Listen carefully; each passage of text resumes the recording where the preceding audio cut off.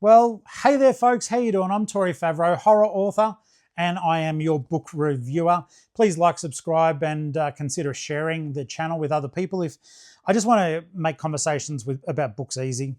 I know there's a lot of book talk, booktube. I'm hoping just to, I don't know, be a bit different, possibly, and if not, bad luck.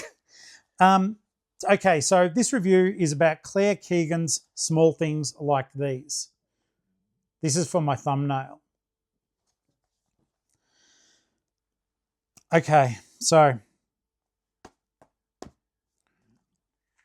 I didn't think much of this book, but I'll explain why.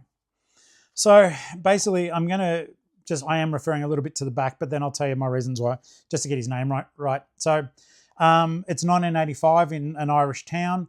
In the weeks leading up to Christmas, Bill Furlong, a coal and timber merchant, faces his busiest season. As he goes round the houses making deliveries, he feels the past rising up to meet him and encounters the complicit silences of a small community controlled by the church. Okay, so that sounds really promising, all right? This is a tough one, and this is why I think the channel will be a little bit different, because I don't script or rehearse anything. I just remember how a book made me feel when I read it. So I read this as part, I'm in a free plug for them, but I am in a book club called the Tough Guy Book Club. It's a worldwide, it started in Australia, but it's where blokes all around the world, blokes being men, read the same book at the same time. And then on the first Wednesday of every month, we all go to a local pub where your chapter meets and we discuss the book. It is so good for men's mental health. And I think that Tough Guy really, really may have saved me in a way more than what I could ever express to you guys. Have a look at it. toughguybookclub.com, I think, is the web address. If not, just look up Tough Guy Book Club. And if you don't have a chapter near you where you are in the world, you can start your own chapter, and the guys give you the help to get the chapter set up. So please do it. It's good for men's mental health. It lets you just be yourself. I think for the most part it's a place where I don't feel judged. There's two rules of Tough Guy Book Club, and forgive me, I'm going to use a bit of language, but that's just what I do. First thing is you don't talk about your work. And secondly, you do not talk about, secondly, you don't be a dickhead or a fuckwit. A club is meant to be caring about each other and looking after each other and talking about these books. So this book is by Claire Keegan, is exceptionally well written. Okay, this is where I'm so pissed off about this book.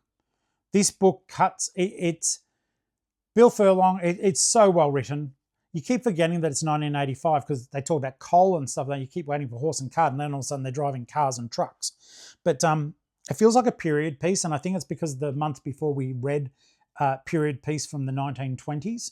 But in this one, it just pisses me off. It's like, so long story short, you talk about the complicit silence of small community controlled by the church. Part of Bill's job is he delivers coal to the church, and he finds a young girl locked up in the coal chamber of the church when he does his delivery, and he gets her out. The nuns are acting weird, and the nunnery or the convent there is where they have a lot of young mothers, homeless women, all doing the washing, the laundry. They're basically the help but unpaid.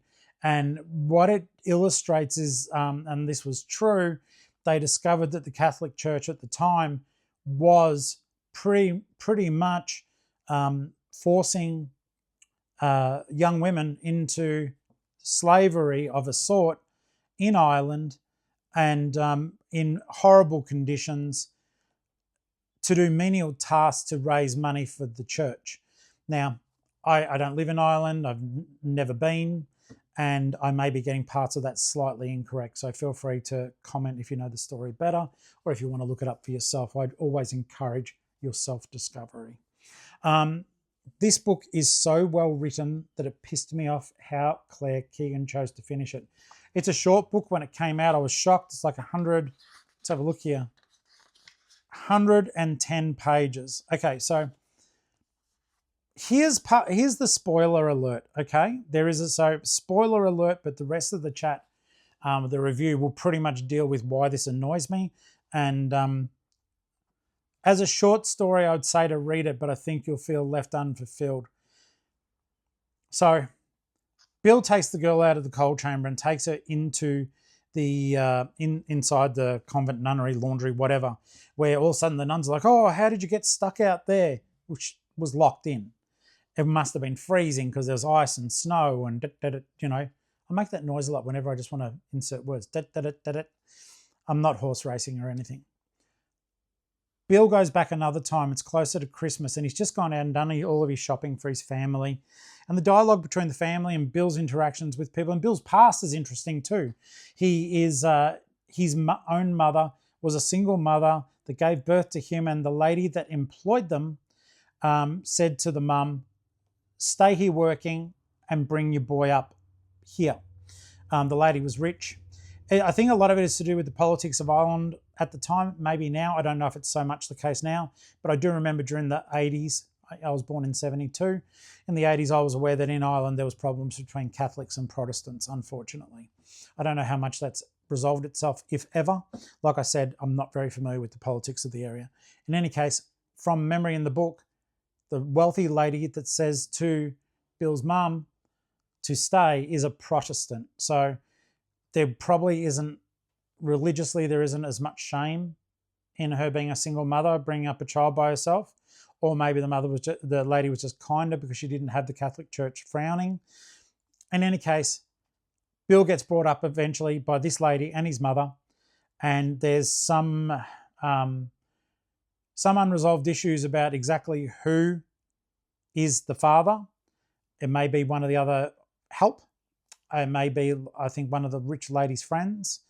In any case, Bill, after his mother passes away, is brought up by the rich lady, not as a son as such, but as a well-looked after child.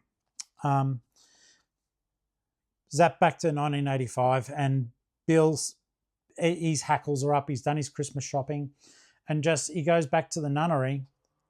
I keep calling the nunnery. It's probably the laundry. Forgive me.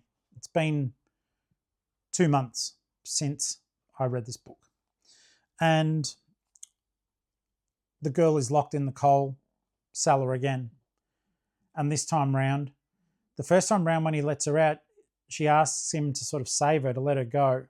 And so he sort of takes her inside. He thinks that she's rambling. This time round, he takes her by the arm, not forcefully, gently, and walks her back through town to his own house. And he knows that there are going to be consequences for his actions. And he walks the lady into his house where his wife and daughters all are.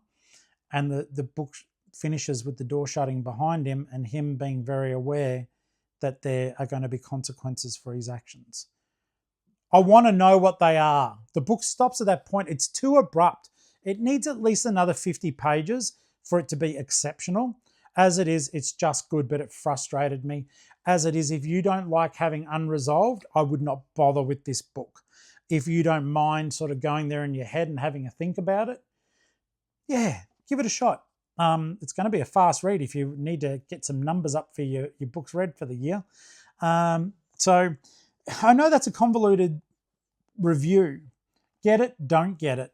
I didn't have a choice. This was in my reading club, and I always try to make sure I do read these things. In fact, the only book I haven't finished in the reading club was Zorba the Greek. Zorba just infuriated me to the point I disliked the character so much I didn't finish the book. I think it's the first book I have not finished in my entire life. I just didn't. Oh no, the very old version of the Iliad and the Odyssey. I need to get the more contemporary version. I just couldn't do it. And yet the story fascinates me. This story fascinates me. Claire, you finished this too early. I need another 50 pages. I need the consequences. I need closure. Bill has just dragged this young woman out of, basically slavery. But what happened? The church controls the area. He even knows he can't go to the priests. He can't go to the police because the church controls everything. So what happened? What even happened to, like, Bill's wife's reaction when they walked in. This is what I loved about Tough Guy Book Club. We all got to talk about what do we think would have happened. So I got some resolution from the other guys in the club. But what do you think? What are your thoughts? Have you read this book? Pop it down in the comments below. I'd be fascinated to know. Like, it won the Booker Prize, but I think that is just a UK-centric prize. I don't know. I'm an independent author. Have you read it? What do you think? If you want a short story that's very well written, give it a shot. But just know, for me personally, I did not get answers. I did not feel that I got resolution, and ultimately it frustrated me. Whew, there you go. First one that I had really like, didn't love this one, but didn't hate it either. All right, guys, let me know your thoughts. Pop them down below, and I'll see you on the next review. All right. Cheers. Wow, that book infuriated me, but I'm still glad I got to talk about it.